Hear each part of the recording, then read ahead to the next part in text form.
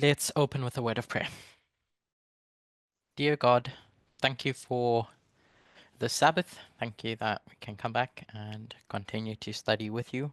I pray that the Holy Spirit may be with us again and that we may learn something from today's study, myself included. I praise you and I pray this prayer in Jesus' name. Amen. So, I had asked earlier in the week, yet again, to watch studies that I did last week. And those studies were the first of those studies was exploring how we use time as a symbol. Um, and we've become acquainted with using the 126 with that symbology, where we go back from a waymark in our history into the past and it connects two histories and we can compare and contrast those histories.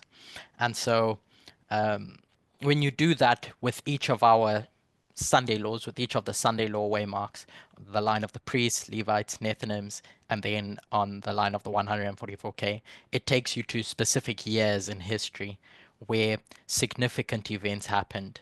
Um, and so, just as a quick refresher, from 1989, we come to 1863. From 2014, using the 1 to 6, it takes you to 2018. 2019 takes you to 1863. And so those were the ones that had been done. I'm not sure if Aldates ever did a study on 2021 taking you to 1895, but it does. And there's a history that takes place in 1895 as well, that can be associated with a Sunday law. And in those studies I did last week, I suggested that 2024 as well can take you using the 126, takes you to 1898. And so this story that you have with all these waymarks, these Sunday laws, I include 1989 because it's the time of the end, and it leads you to successive Sunday laws. The time of the end is when you have a message about a Sunday law coming, um, and so that's why I include it in these lines. We have them as separate waymarks in our fractals, but if you think of it as a story of Sunday laws, they run on the same line. And so, just as a recap, in 1863, we have the Civil War going on, but it's out of this Civil War that you have the foundations for a unified United States coming because the Union is preserved. Um, so, you have a nation unified. This is the midpoint of that Civil War, unified. But out of it, you have a nation united. In 1888, however, um, which we would line up with 2014, you have, as discussed a lot by Aldates in that document, how the Constitution became Christian or something like that. She discusses how 1888 fits into that history about a culture war with regards to America trying to shape its identity. And so you have religious identity um, being the first thing that, or at least the first Sunday law that we can identify as being identity, the core issue after the time of the end. And then from there you get to 1893. And in 1893, Aldates ties the Chicago World Fair to 2019. And the debates around the Chicago World Fair were with regards to a Sunday law. Should they keep the fair open or closed on Sunday, etc., etc. But this Chicago World Fair there was more controversy surrounding the Chicago World Fair than just the Sunday law issue. When you look at what the Chicago World Fair was, it was in memoriam of Columbian history when Columbia set sail, landed, discovered America. So it was really an event to showcase American exceptionalism, if you want to call it that, with the different inventions that America had, with the different things that could be celebrated in America. So it was a place to show American greatness. It was an event that was made to show American greatness within its architecture, etc. And there were other controversies associated with the Chicago World Fair in this year because while the fair promoted American greatness, it exposed religious and not religious, sorry, racial and social tensions that were going on in America because African Americans were largely excluded from this fair, the Chicago World Fair, and there were protests. So that's here, and in that same year you have um, the Panic of 1893. There was an economic crisis that takes place in up until that point, it was the worst economic crisis in U.S. history, and it triggered the collapse of railroads, bank failures, depletion of gold reserves. So there were economic woes. Just reminding us that in 2019, that's when the COVID, we can mark COVID, and at least in our recent history, it's one of the most significant economic crises that we've had. You could argue 2008, 2009 was bigger, but the point is that that takes place in 1893, and then in 1895, um, America had primarily been a country that was more focused on its internal issues. Um, but in the early 1800s, there was what was called the Monroe Doctrine, which was essentially that if states come into our spheres of influence, South America, North America, we're going to intervene and kick you out. Um, Very high level summary. But they had never invoked this. And then in 1895, they invoke the Monroe Doctrine in the Venezuelan crisis. Venezuelan crisis. So America is starting to shift its approach to world events. It was really this isolated country, and then it turns in this turning point of a year to start now getting involved in world affairs, which they hadn't done in a large degree before that. This Monroe Doctrine was signed in 1823 to pressure British arbitration, etc., etc. But this in 1895, it was invoked to in this dispute between Venezuela and Britain over certain territory in South America. But what all I want to point out is that in 1895 you have another turning point, which is going to foreshadow its role in as being a superpower because it's a shift in its foreign policy. And then finally you get to 1898, and I discussed 1898 in detail, a fair bit of detail last week. That was the Spanish-American War and the imperial expansionism that took place after the Spanish-American War. And you can see this thread, Spanish-American War. You can see a thread between all of this where from 1863 through each step of these turning points, it's getting to a point where now America is going to flex its muscles on the globe stage, from being a relatively, I'm going to say, introverted nation, just dealing with domestic issues, to now stepping onto the world stage. And I speak about how this was, most historians mark 1898 as the year where America changed. It changed its foreign policy. It was a defining year because now it's going to become a superpower. So I ran through that fairly quickly, but I wanted to set this structure, this idea of successive Sunday laws leading up to the culmination of something. In this case, it was the culmination of 1898 and America's change in foreign policy. When we consider the rise and fall of empires, our primary focus is on the King of the North. And so when the Midnight Cry was given, up until that point, we had spent quite a bit of detail understanding and exploring the King of the North because of Daniel 11, verse 40 to 45. Elder Tess comes along and our focus is expanded because now we start exploring the King of the South and the fact that it's not just done and dusted in 1989. There's a story between 1989 and the Sunday Law with regards to the King of the South, and she starts comparing and contrasting. But ultimately, this story in verse 40 to 45 is a story about the King of the North.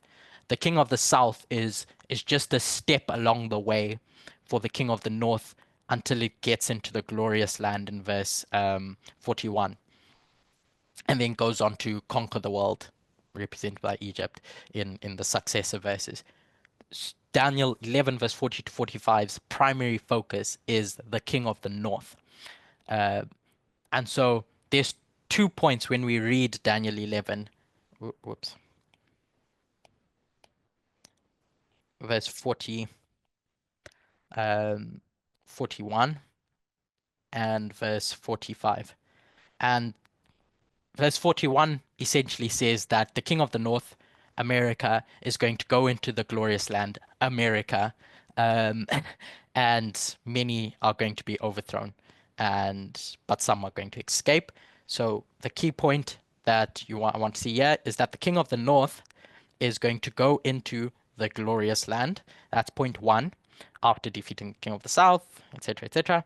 And then the second point is in verse 45, because these are going to be the bedrock of the study that we're going to do now, is that in verse 45 it says that after the King of the North plants its palace, its seat of governance between the seas and the glorious holy mountain, it's going to come to its end, and none are going to help it. So in verse 45, they eventually come to the end, and none help, and nobody helps it. So in this story that we discussed here, you see a pattern or a story about the rise of America to becoming a global superpower. And it's birthed, well, this story starts in the midpoint of a civil war. That civil war is 1861 to 1865, but in the midpoint of that civil war, the Union really, as in the North, really take grip of that war. So I'm saying that it's from 1863, really, that the story begins of a United Nation going on to becoming a superpower. There's a quote from, it's a significantly reputable source, I think, that I want to read. I'll post it in the chat. I'm sure you're all familiar with this author or this source. I'll read the quote first. A great civilization is not conquered from without until it has destroyed itself from within. And that source is obviously the Media Broadcast Group. The original authors their names were Will and Ariel, I think that's how you pronounce it, Durant. They were co-authors of this book where this quote is taken from. But the point that this is making is that there's a conquering within before there's a conquering without. So that's the idea of a civil war, is that there's a war that takes place internally. When we think of the Alpha and Omega, what's the sign for Omega? Alpha and Omega, there's a structure that we get from that to help us with our Bible study. It's not just that God is at the beginning and the end in a progressive story. It's that you can compare and contrast this Alpha and this Omega to help you learn stuff. So at our Omega, at the end, the King of the North is the USA. I'm just going to say that as a matter of fact. And then at our Alpha, the Alpha King of the North that we're familiar with, at least, that starts this story in Daniel 2, is Babylon. So I thought it would be interesting to understand the rise of Babylon as the Alpha King of the North, and what we can learn about this Babylon's rise and fall, and see what it can teach us about the USA's rise and fall as the King of the North. in the story of Acts 27, when Paul becomes the leader of that ship, when he is now commanding the Roman officers, and they get to the Isle of Malta, that ship that Paul is now in charge of, it's not a mistake that they crash. It's not, sure, that ship shouldn't even have gone on that path. Paul had warned them. But now, given the circumstances, Paul is going to say, we need to shipwreck. It's the only way that we are going to survive. And so, shipwreck, that ship is shipwrecked on purpose to save everyone, given the course that they had taken. It's the best thing that Paul could do, given circumstances. And so when we think of captivity, again, the Israelite captivity and etc., the Israelites went down a path that damaged them, that they shouldn't have gone down. And what's God going to do to save them? God's going to bring the King of the North to save them. And it's that captivity that ultimately saves the Israelites, if you can put it that way, from themselves. When I first joined the movement, we studied Daniel and Revelation quite thoroughly. And at the time, I must have been, I don't know, 13, 14, and I just enjoyed tagging along with my family to these Bible studies that were done by Alter Tabo, about the charts and Daniel and Revelation. I just found it interesting. Probably because the pictures looked cool, but in those studies, as a young boy, I picked up on various themes. And in studying those books of Daniel and Revelation, there was one that I recalled the other day that, in fact, the person who taught it to me is with us, Blessing, taught this idea of, if I can say your name, taught this idea of two desolating powers. And it was really the first time I had come in contact or come to learn about any of that. When you read Daniel 9, verse 26 and 27, or Daniel 8 and 11 and 12, you see this reoccurring pattern, or this story about two desolations, two desolating powers. And we see this illustrated in the 2520, where that 2520 is going to be split into two different periods, into two 1260s, pagan Rome and papal Rome, who are going to be these two desolating powers, uh, desolating God's people.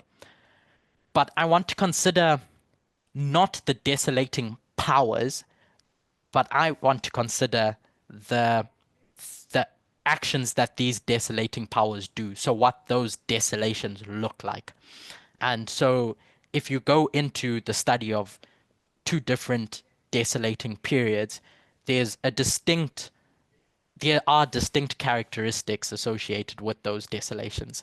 The first one is that this first desolation is going to be some sort of physical subjugation of God's people because of their national rebellion against God's covenant, and it's going to be corrective. There's still opportunity for them to repent, but under that time period of the first desolation, there's military oppression, there's subjection, etc., and a foreign power comes in. You see this with regards to Assyria. Assyria comes in 722 and starts this time period, and the Israelites are going to be desolated 722 and 677, if I have those dates correct. And that's stage one. So if I can draw it like this, you have Assyria in stage one. Another example where we see this taking place is from 34 AD. There's going to be persecution up until 70 AD under the Roman Empire. But the two phases of that persecution were significantly different, because from 34 AD to 70 AD, the Jews had been scattered. They'd been persecuted, but their temple still stood. Their religious homes still remained intact. And then from 70 AD, the temple in Jerusalem was destroyed. And that brings us to the second desolation, where now we're going to have papal Rome. Syria, I'm just putting that as pagan Rome. In the second period, papal Rome's going to come in, and that purpose is more severe because now probation has closed, and it's not only dealing with political destruction, it's now dealing with spiritual corruption and oppression for God's people. And it's the final judgment after they've rejected God. And there's now a spiritual fleeing or taking away, if you want to call it that. And so, in the Dark Ages, this papacy is going to suppress the truth for these 1260 years. It's no longer political in the same way it was with Assyria, it's now spiritual.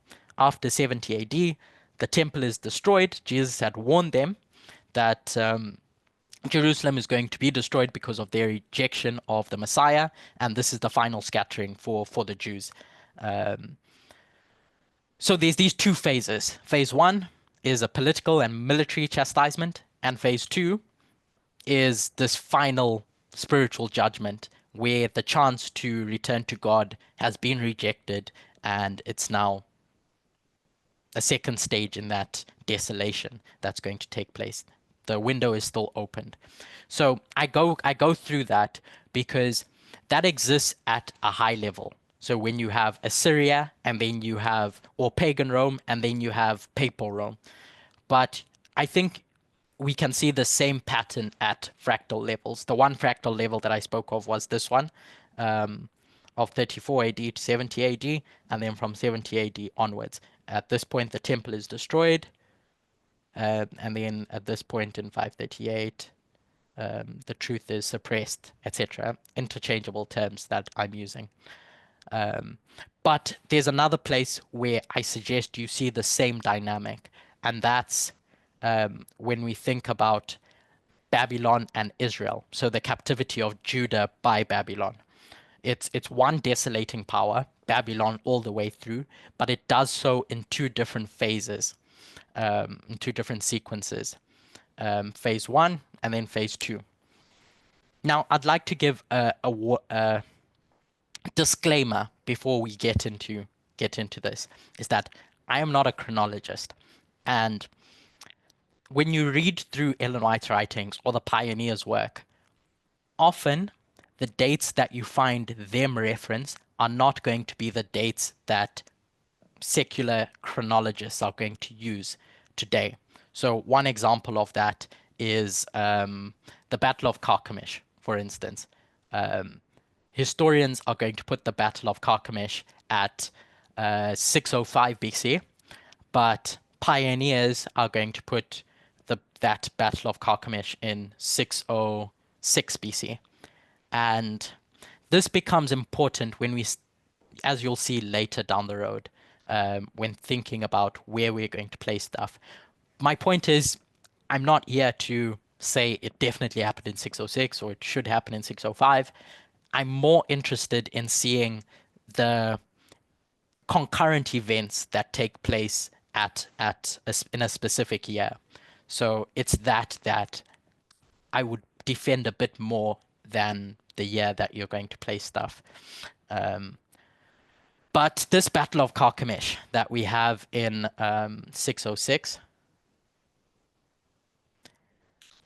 Jeremiah references it in Jeremiah 46 verse 2, because now Jeremiah, after talking about the judgment that God is going to place on the Israelites, is going to talk about the other surrounding nations. And it's this message against Pharaoh, who was Necho at the time. And it talks about how Carchemish is destroyed on the river Euphrates by Nebuchadnezzar, who was king at that time, who had taken over. It says king of Babylon, but I'm not sure if Nebuchadnezzar had been made king before that battle. I don't think so. I think he was a general at that battle, and then after that, his father dies or something, and Nebuchadnezzar is made king. But this takes place in the 4th year of Jehoiakim, the son of Josiah. So I just want to point out that this is taken from the Bible, and so it's in the 4th year of Jehoiakim. So here we have the 4th year of Jehoiakim, and it's Jeremiah who's writing this. Jeremiah at the time was living in Judah. He hadn't been taken captive yet. No, he hadn't been taken captive. I don't think at any point he gets taken captive, Jehoiakim. The 4th year of Jehoiakim. In Daniel 1, verse 1, Daniel is writing and speaking about the captivity of the Israelites by Babylon. And Daniel says, in the 3rd year of the reign of Jehoiakim, king of Judah, Nebuchadnezzar, king of Babylon, came to Jerusalem and besieged it. So now Daniel is going to say, in the 3rd year, Nebuchadnezzar came and took the Israelites captive. So we have two different authors who have two different years for different events, the Battle of Carchemish and the Israelite captivity. However, these two events happened in the same year. So after Nebuchadnezzar defeated Egypt and the remaining Assyrians at Carchemish, he went on to take that first lot of Israelites captive. So you'll ask the question, why does Daniel say the 3rd year and why does Jeremiah say the 4th year? The reason why there's this apparent discrepancy is because Jeremiah, still living in Judah, never took on Babylonian customs. So how the Israelites are going to count the years of kings is they're going to use what are called non-ascension years. It's a system of counting when a king begins to reign. And that king begins to reign in the 1st year, even if only a partial year. So for example, if Jehoiakim began his reign in the middle of the year, that year was still considered his 1st year. Whereas Daniel, living in Babylon, is going to use an ascension year system where the first full calendar year of a king's reign is going to be counted as their 1st year. So in that example, if Jehoiakim begins reigning in the middle of the year, that year was called his ascension year, and the following year was counted as his 1st year. So these events, the points that I want to make is that these events happened in the same year.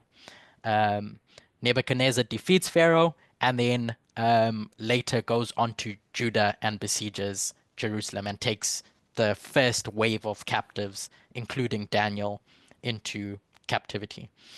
And then in 586,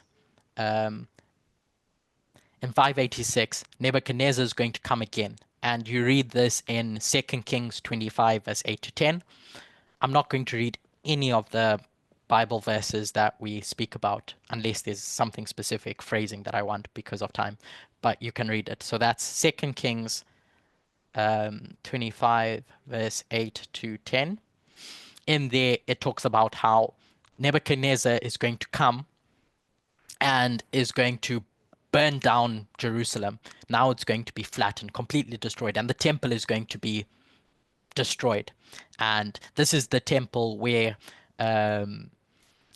religious worship was associated, and etc. So I bring this up to refer back to these two phases of desolation that we spoke of. One is more political, there's still probation opened, and the next is the spiritual captivity, because after 586, everything was pretty much in ruins. There were a few people left in Judah that remained. You hear about what Jeremiah did after his ministry, buying a piece of land, etc., etc. But there are these two different phases of desolation, phase 1 and phase 2. And I'm suggesting that 586 lines up with the close of probation because the temple is destroyed, and we line up 70 AD with the close of probation where the temple is destroyed as well. So we have two phases of desolation. But I wanted to give us this framework so that the rest of our story can have a bit more integrity with regards to where we're leading to.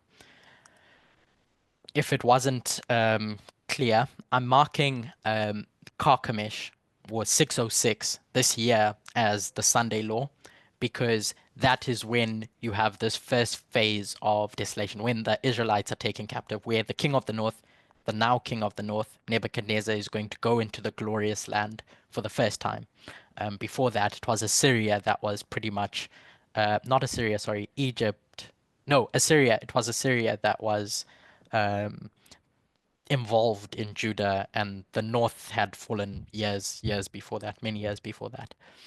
Um, and so we have this framework: Sunday law, Carchemish, close of probation, 586 when Jerusalem is destroyed.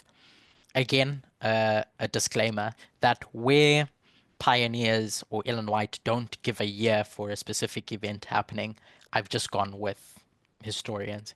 And I recognize the dangers in doing that, in mixing two different. But as I said, it's not necessarily the specific year that I'm trying to emphasize as opposed to the concurrent events. So yeah, the concurrent event at the Battle of Carchemish is that the battle takes place in this year, and in that same year, Nebuchadnezzar comes and goes into the glorious land to mark captivity, and that's the license that I'm giving to put Carchemish at the Sunday law. Now, in different studies, you could put Carchemish at the close of probation, depending on what story that you're going to tell. As I said in a previous presentation, where every symbol or every waymark must have its proper bearing, and who determines that is it's the painter, it's the person giving the study. So now that we have this framework, I want to think about what was taking place before the Battle of Carchemish, leading up to this point. In Daniel, we have several visions that trace down the sequence of nations that make up God's kingdom, that God is going to use to punish God's people, or if I can say, reform God's people. And Daniel starts this prophetic delineation with Babylon. But Daniel is writing this when he's in Babylon, when he's under the stewardship of Nebuchadnezzar. But before Babylon, Assyria was the kingdom that ruled and is the kingdom that punished, in inverted commas, God's people. So for all intents and purposes, Assyria in its own right could be and can be, I think you could make that argument pretty strongly, that Assyria can also be identified as the king of the north. Daniel just doesn't mention them because he's writing after the fact and he's telling a specific perspective. So prior to Daniel telling that, Babylon at the time was a small town that was under Assyrian control. Assyria was the establishment, it was the established kingdom in that piece of history. In Habakkuk, Habakkuk is going to have this debate with God, and there's a prophecy that's going to come out of that. And God is going to tell Habakkuk that it may not seem like it, but I'm going to raise up this small nobody of a people to come and punish Judah. And who that was in reference to was Babylon, because Babylon were nobodies really. But they're going to rise up, defeat the Assyrians, and establish their own empire. And throughout the book of Jeremiah, you have references to Babylon and its rise and the judgment that is going to be used by God with Babylon against Judah. You can read through Jeremiah 25 to read that, but essentially that's what Jeremiah's ministry was. It was this warning that Babylon is coming and you better get your act together. So we have the Battle of Carchemish in 606, where the Babylonian army is led by Nebuchadnezzar to defeat Egypt and the remnants of the Assyrian forces. As I said, historians are going to say 605. Some of the pioneers are going to say 606. I'll point out why I've gone with the pioneers a bit later. Some of the pioneers a bit later. But in this Battle of Carchemish, I'm telling you the end of the story, and then we'll go to the beginning. At this Battle of Carchemish, the Assyrians are pretty much done and dusted. They're on their last legs. It's just a remnant. But Egypt come in Egypt come in to try and save those remnants because they have their own agenda. They're worried about this rising nation, Babylon, and they come in to try and save Assyria in this alliance, but ultimately they fail. In Daniel 2, in the story of Daniel 2, verse 44, Daniel says that in the days of these kings, God is going to set up a kingdom. So that's talking about at the end of the world.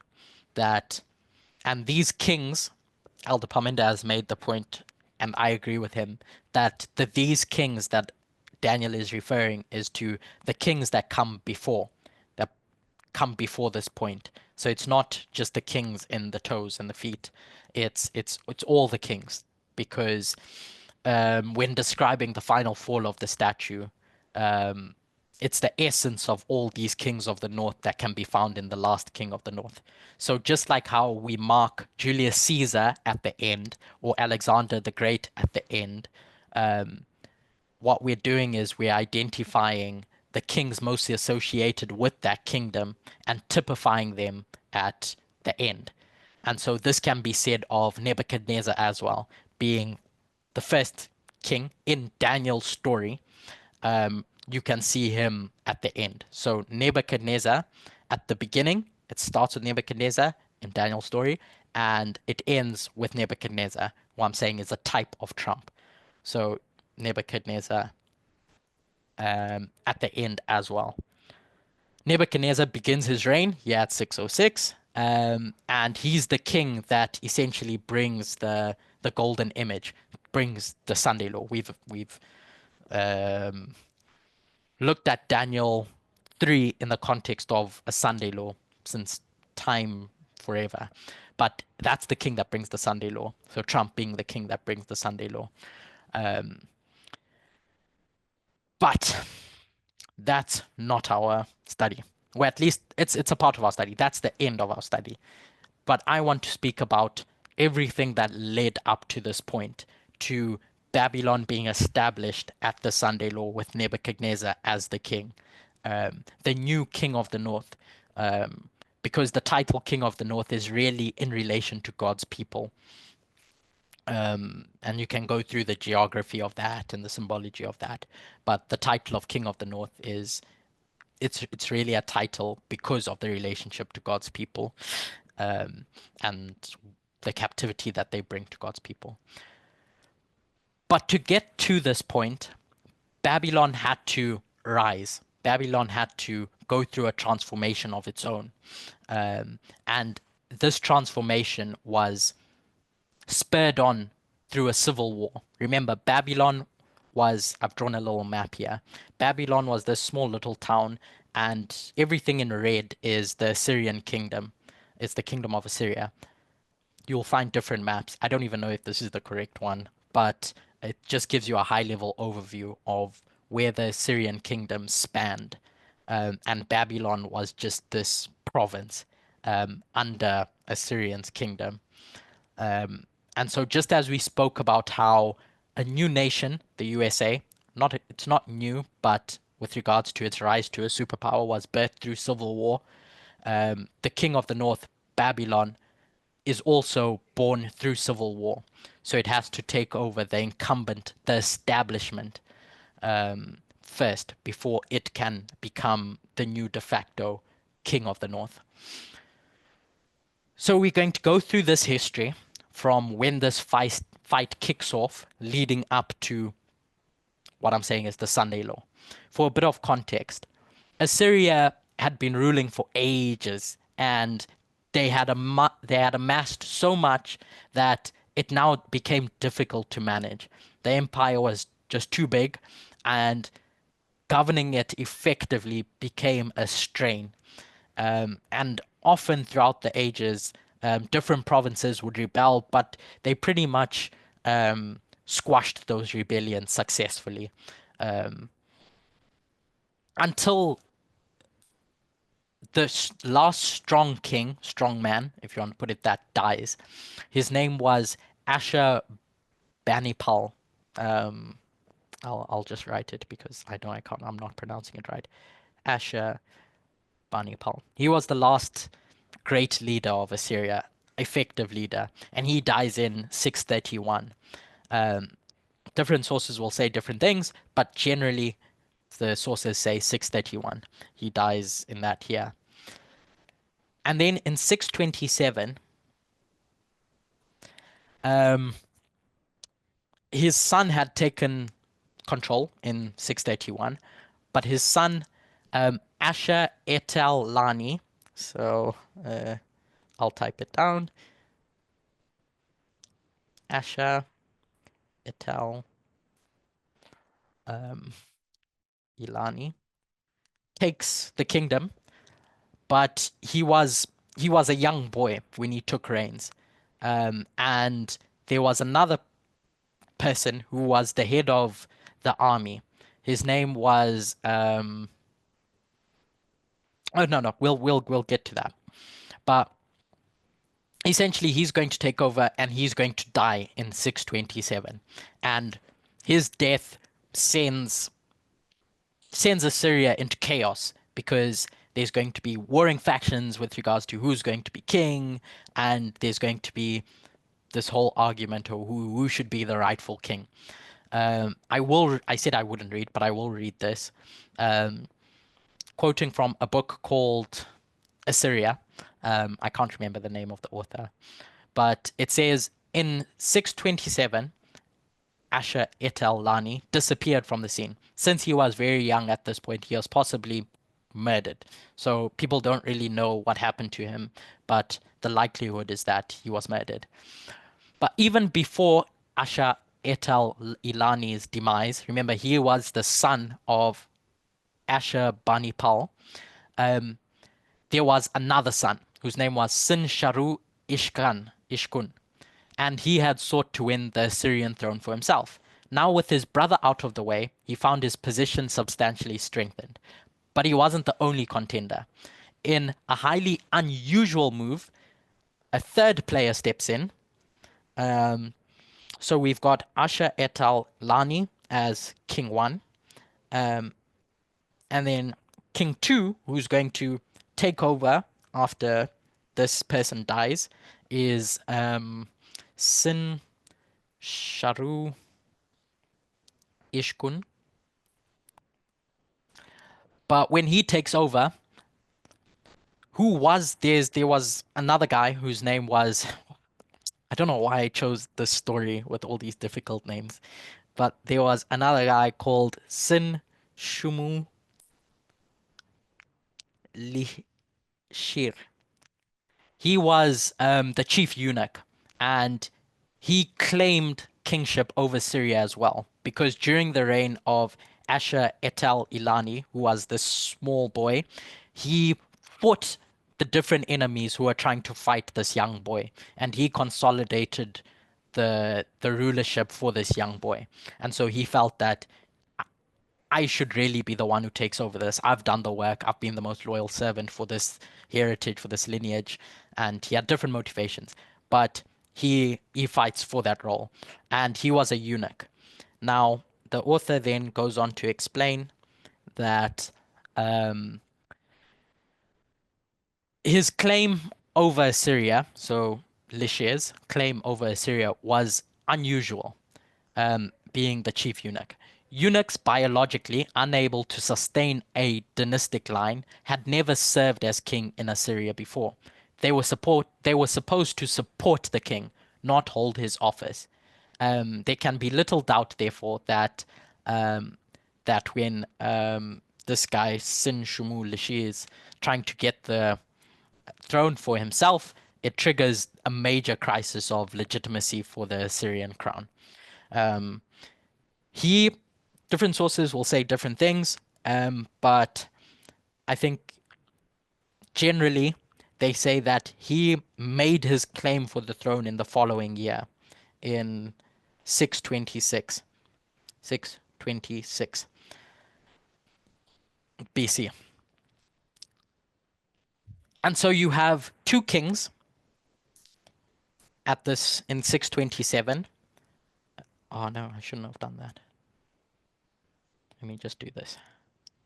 You have two kings in 627, legitimate kings. Asha Etal Ilani, and then when he dies, Sin Shuru Ishkun. They have rightful claims to the throne, and you have this person who's an imposter who tries to claim the throne in 626, being a eunuch, and who's challenging for this throne. In the same year, talking about 627, Jeremiah is called to ministry. So in Jeremiah 1, verse 2 and 3, it talks about how the word of the Lord came to Jeremiah in the days of Josiah, in the 13th year of his reign. If you look back at when the 13th year of his reign was, it was in 627. And Ellen White points out in Patriarch and Prophets and Kings, page 408. So Prophets and Kings, page 408. His ministry lasted for 40 years. So just quoting Ellen White, for 40 years, Jeremiah was to stand before the nation as a witness for truth and righteousness. Now, you're going to ask yourself, so here's Jeremiah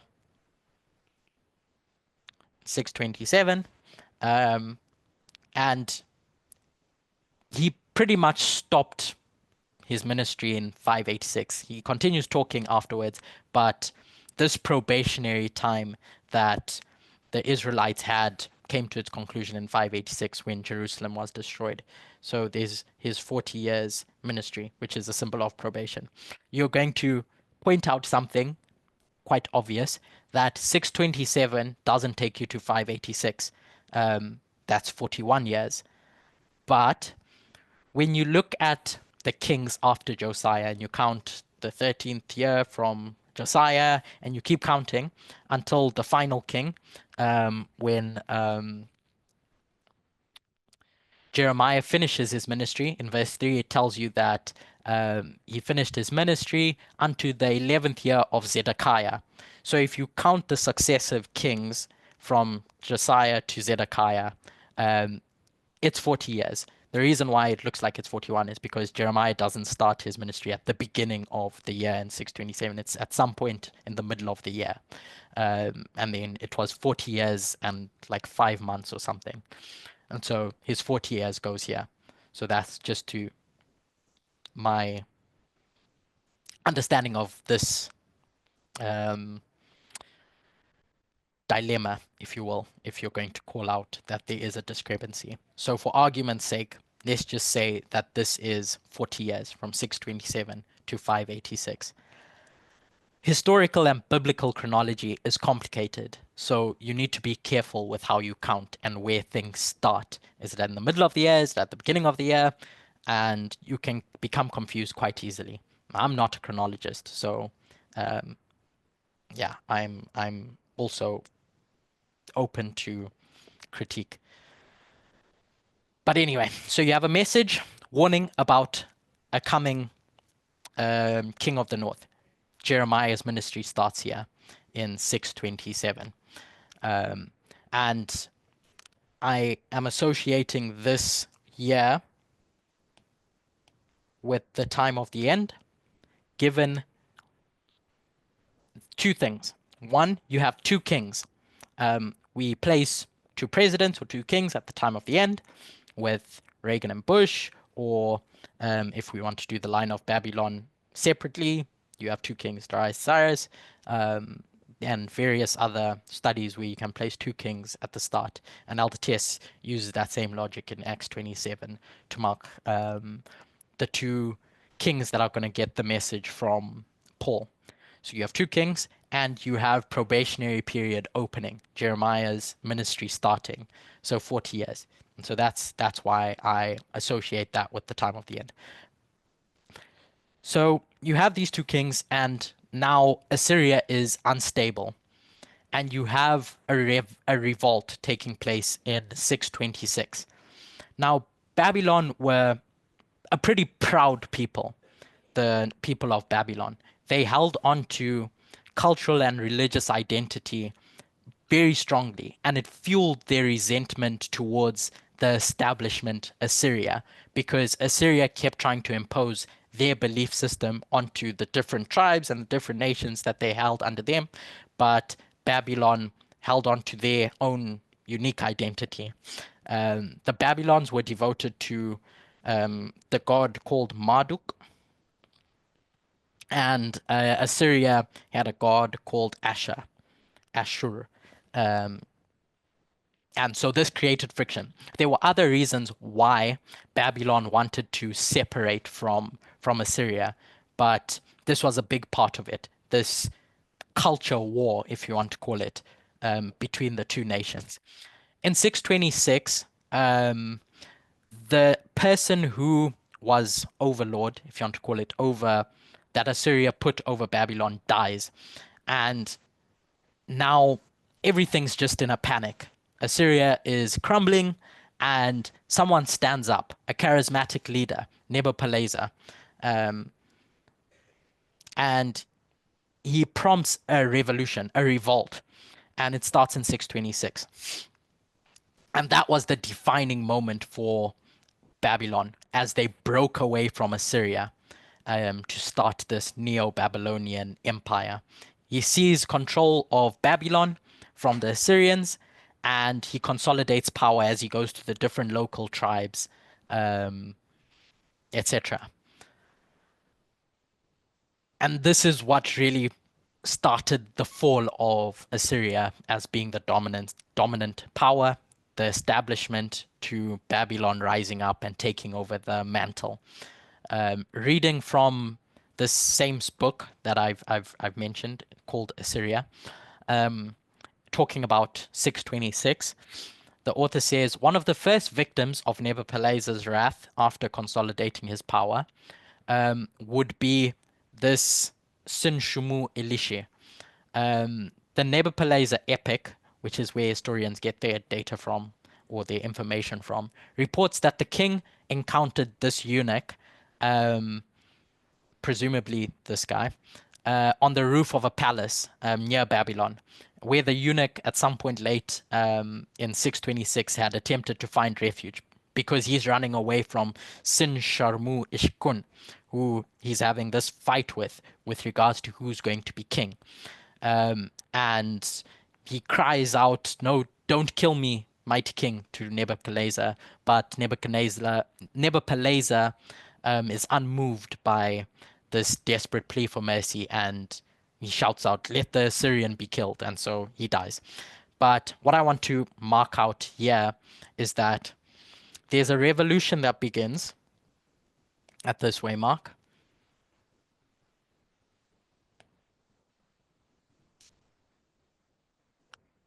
Revolution and eunuch. And what we know about eunuchs is that they're the last generation. So I want to point out that now you have symbology to tie. This is the last generation for Assyria that's going to come. You can place this eunuch in 627 and in 626 with regards to the role that he has in politics in Assyria. And now Sin-Sharmur Ishkun is going to become the sole holder of the Assyrian throne. There had been this back and forth. When we discuss the lines of revolutions or the line of the counterfeit, both studies done by Alda Tess, she associates the revolution that's going to be started by the Republican Party, the Civil War in 2001. So I'm marking the events from this revolt as beginning. Oh, whoops, I put 2012. 2001. So you have this revolution that's going to mark the last generation for this empire as taking place. And on the line of the counterfeit as well, she marks the revolution within the Catholic Church as taking place in 2001.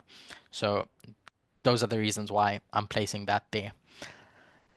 So now after the revolt that took place that Nebuchadnezzar did in 626, he goes on for a few more years to try and solidify Babylonians' independence, and the Assyrian forces start getting weaker and weaker. Now another entity comes in, the Medes. The Medes were to the east of Assyria over here. roughly. And they see this as an opportunity to take down Assyria because they held gripes over Assyria as well. And the weakened Assyrian forces opened a door for the Medes to come in. The king, the king of Media at the time, his name was Cyaxares, and he goes and he marches to this city called Assa or Ashur. If you want to look it up in your Bibles, it will be spelled, it will be in different forms, either as Ashur or Assur, however you find it, but it's the same word really. And the Medes, they have no long-standing interest in ruling over Syria. So they go into Assa and they pillage and destroy everything. And the temples and the palaces were burned, the sacred statues and Assyrian symbols were defaced, and much of the population was just massacred. Generally, when you want to take over a nation and you want to rule that nation, you leave things intact because you know that you need the infrastructure for when you're going to lead. But the Medes didn't really have an interest. They were just so fed up with the Assyrians, and so they go in and they bring everything to ruins. Reading from a book, Assyria: The Rise and Fall of the World's First Empire by Eckhart Fram. After he's describing the events after the Medes went in and desolated this city, Assa. So um, he says, as the Babylonian Chronicle reports, the Babylonian Chronicle is where historians get pretty much most of their history or facts from with regards to this time period. As the Babylonian Chronicle reports, he, meaning Nebuchadnezzar, and Cyaxares met each other near the city, near Asher, and came to an agreement. The goal of this fateful alliance is not spelled out, but it seemed obvious. Together, the two kings wanted to seize the Assyrian capital, Nineveh, and sounded the death knell on the Assyrian Empire. So at this point, you have an alliance um, between the Medes and um, Babylon to take down Assyria. Commenting on the significance of Asher and why this was important, why this was really the first city to fall. There had been squabbles before that between 626 and the fall of Asher, which was in, I didn't put the year there, sorry. It was in 614 BC, is because, now quoting from the same author, the loss of Asher was a disaster for Assyria, not so much because of its military and strategic implications, even though those were significant as well, but for ideological reasons. Since time immemorial, Asher had been the religious heart of the kingdom, the seat of the Assyrian state god Asher. We spoke about Asher earlier when talking about Marduk, and the place where Assyrian kings were crowned and buried. Now, both the Asher temple and the royal tombs were laid to ruins, and the bones of Assyria's great kings were scattered throughout the city. It must have been a fatal blow for the morale of Assyria's elites and military forces, who had lost their main source of spiritual energy. So this was a cultural victory, and it's the Medes that bring this cultural victory, and it's the first significant um, defeat, if you will, in this battle. So I'm pointing out that there's an alliance at this point, and it's an alliance between the Medes plus Babylon. And it's a cultural center that's brought to ruins. I know I'm going through all of this material at hyperspeed, and I apologize. It's just due to lack of time, and I only have one slot to do this. Um, but it can be repeated and enlarged at another point. I just want to get all the information down. But basically, this event or this battle, this fall of Asher, if we go back to, where is it?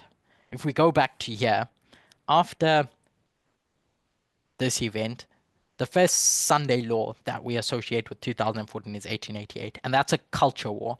That's an issue with regards to identity. So for the Medes and the Babylonians, it was expedient for Asher to be the first thing that falls, because once you lose your spiritual heartland, your motivation starts sinking a bit further. And in fact, before Nineveh was capital, there were three capitals of Assyria over time, three main capitals. Nineveh, Asher was the very first capital, and then after Nineveh fell, another city called Haran is where the capital was moved to. But Assyria had significance. That's what I'm pointing out, and it fell at the hands of the Medes.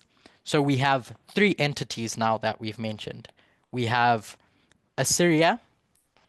I'll write it in red. Assyria, who is the establishment.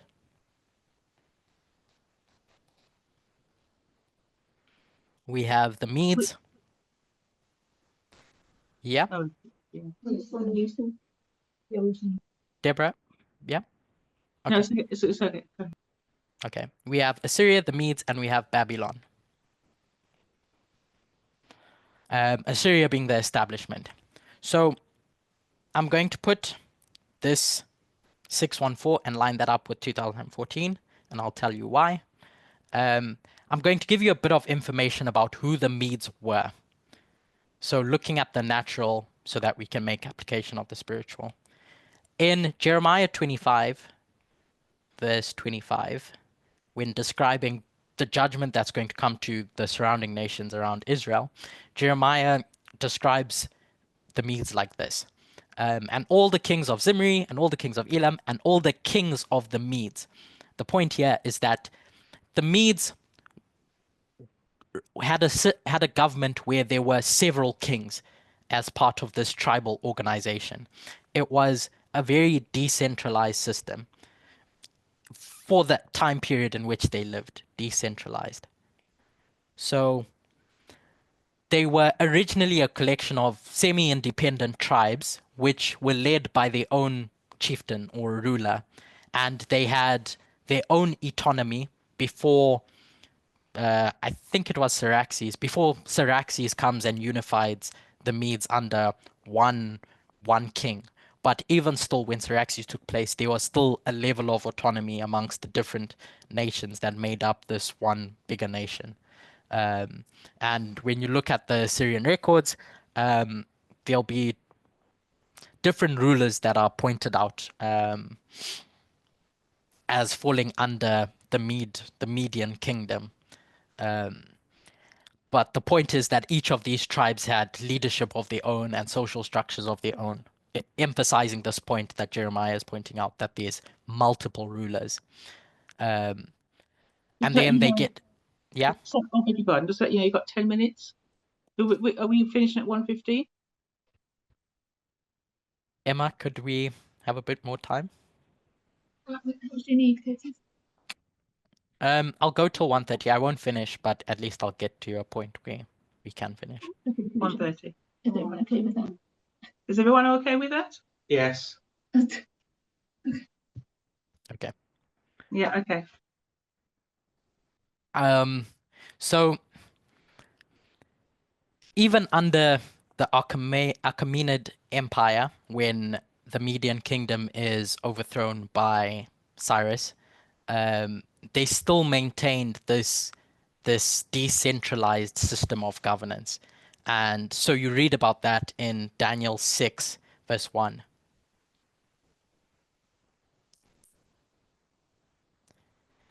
I'm going to read this not in the King James Version because there's a specific word that I want to pick up. It's in another version, but it's essentially the same thing.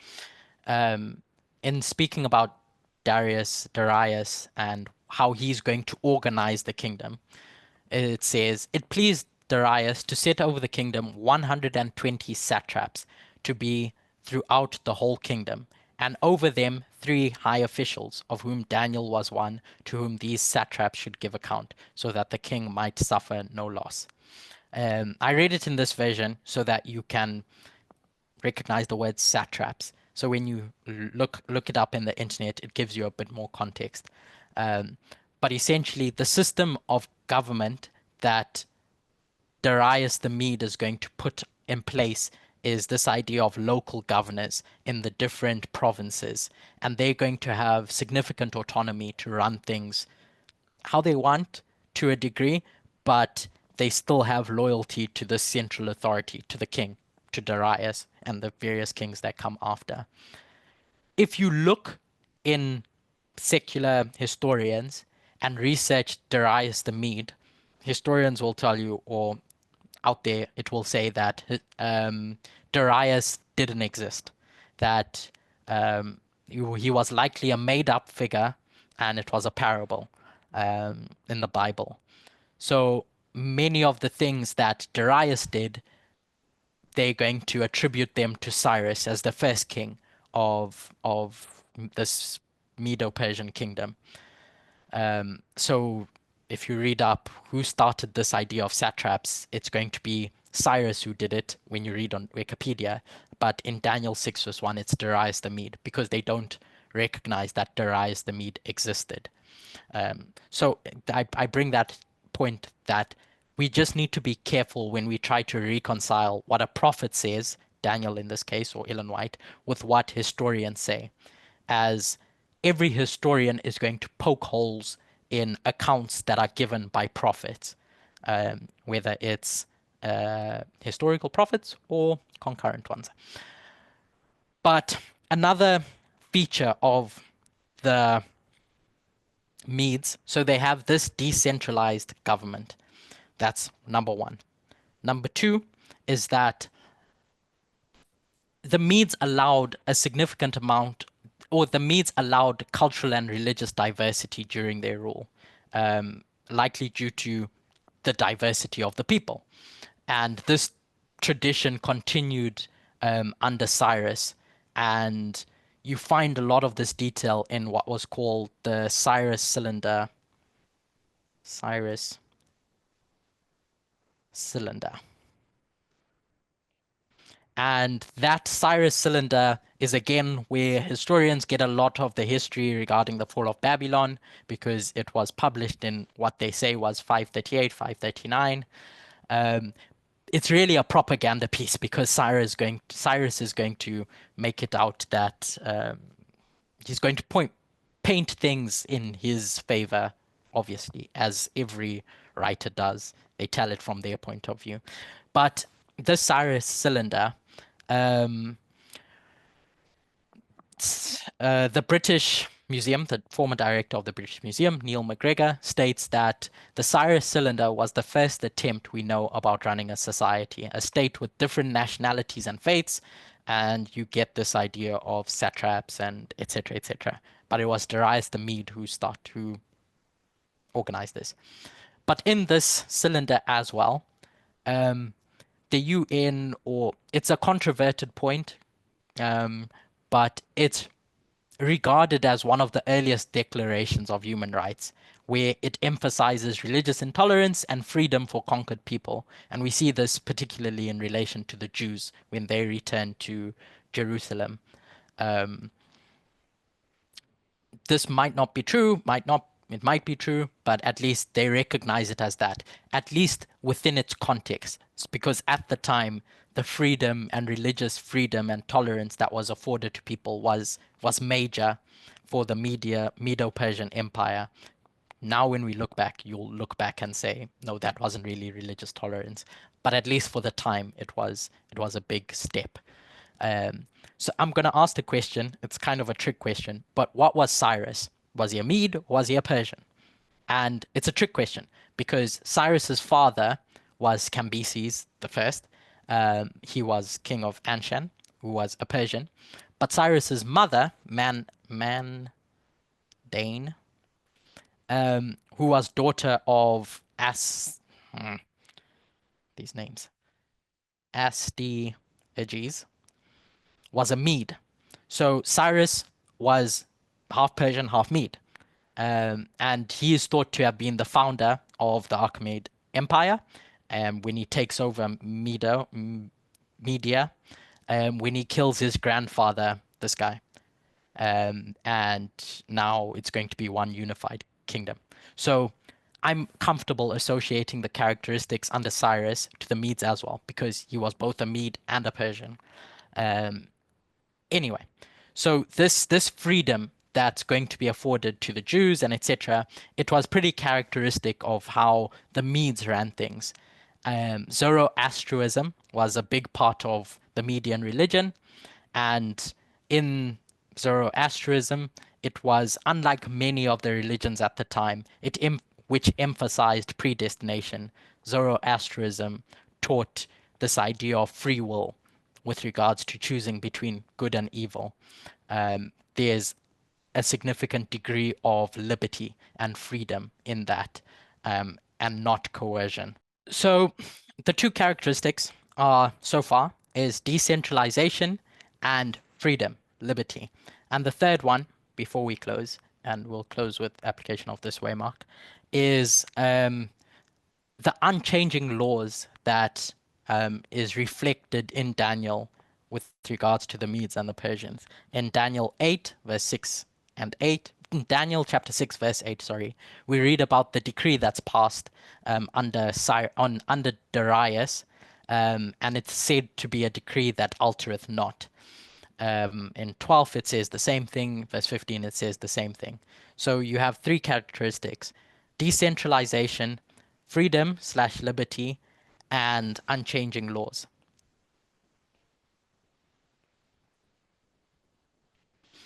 These are the three characteristics of Medes, essentially.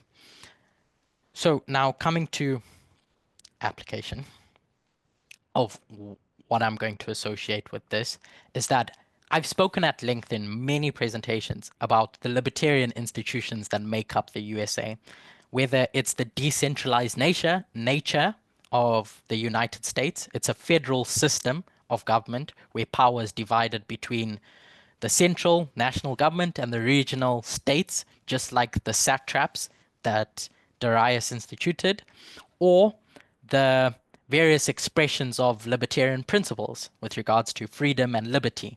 If you read the First, Second, Fourth, 10th Amendment, it's all about this idea of freedom and liberty.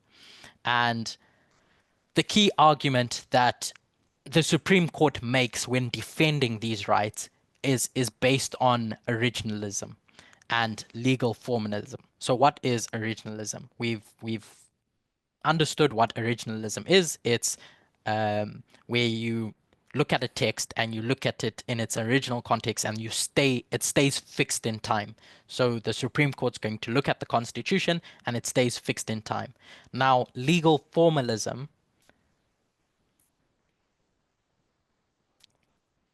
is another philosophy where it says that laws should be applied exactly as they're written without considering external context.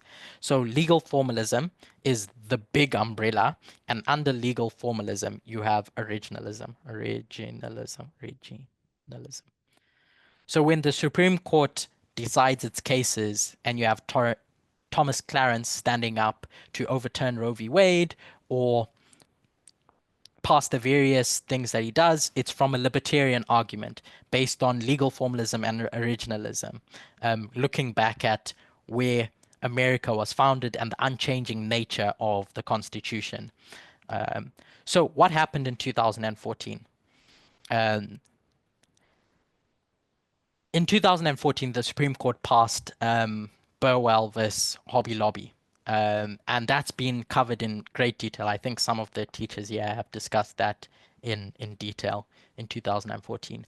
And when that decision was passed, the basis of it was about religious liberty, that the Affordable Care Act can't violate religious beliefs of organizations, of corporations.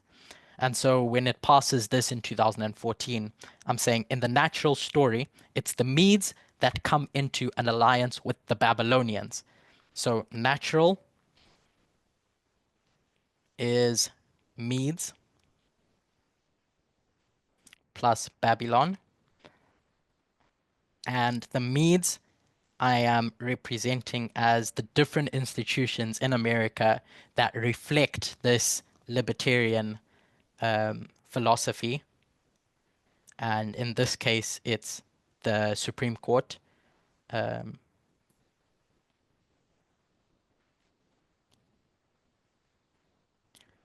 Who go into an alliance with, at that time when Hobby Lobby was passed, you had your apostate Protestants, your evangelical churches cheering because they saw that as a victory for them, or the Republicans saw that as a victory for their beliefs in what the Constitution is or what America is.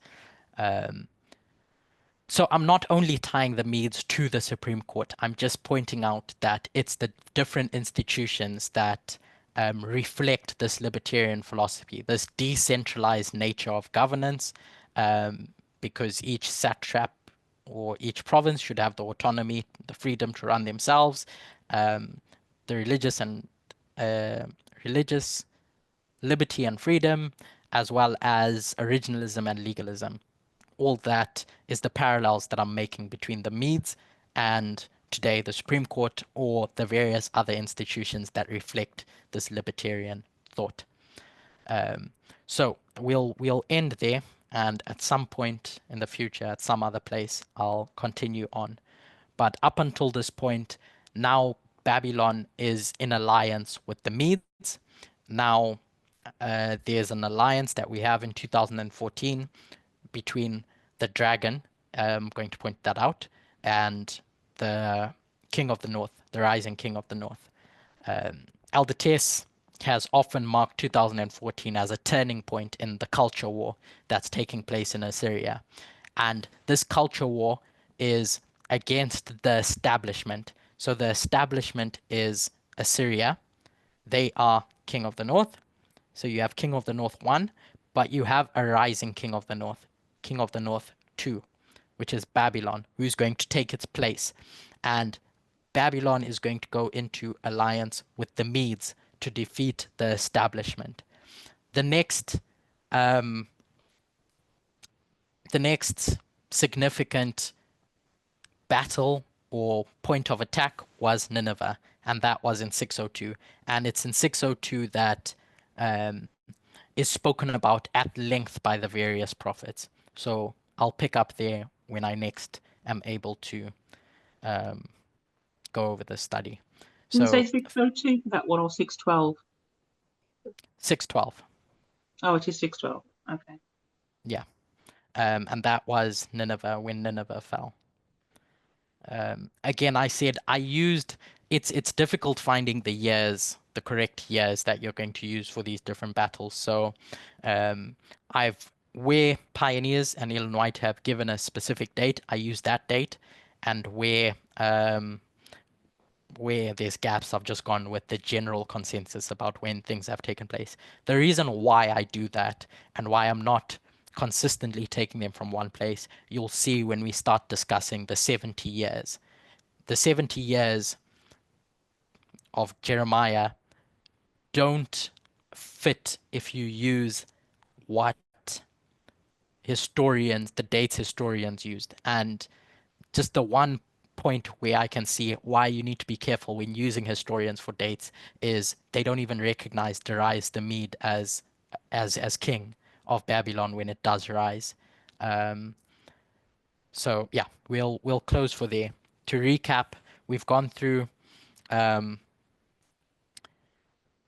rise of Babylon and its rise starting with a revolution that's going to take place. I'm marking that to 2001. After the time of the end, where you have two kings and Jeremiah starting his ministry for 40 years. And the first major city to fall was Asher. There were different skirmishes that take place between 626 and 614, but Asher was the point where it was, okay, yeah, now Assyria is in deep water. And the next one is Nineveh, which I said we'll pick up at another point. The key points marking 2014 is that there's an alliance between these two entities in this culture war. In other stories, we mark alliances in 2014. those other stories talk about other alliances, but this story is talking about alliance with regards to the rise of the King of the North.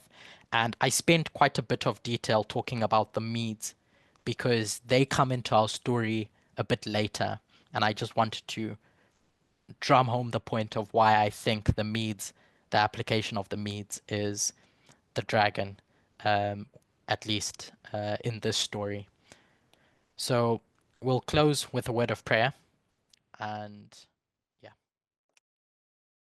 Dear God, thank you for the opportunity to study history. We know that history can teach us a lot about current events. That's our primary mode of Bible study. It's going into history and comparing and contrasting it with our own. I pray that you may continue to guide us as a movement as we learn more about you.